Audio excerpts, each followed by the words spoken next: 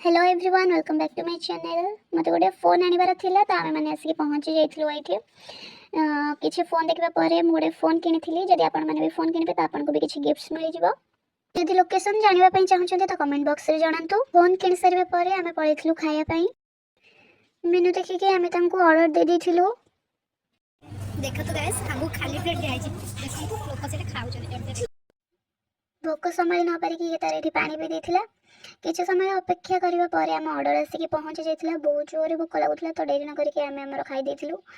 बिरयानीटा बहुत ही tasty लागुथिला।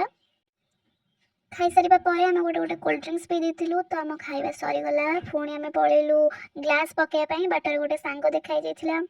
Glass पकई सारिबा परे आमे सिकी घरे पहुंची जाइथिलु। मु घरे टिके बसि कि नाही पुणी गले मार्केट को सिम पकेया पई। आधार कार्ड भूली जाइथिली। पुणी मु भूणी गला आधार कार्ड नै के आसिला।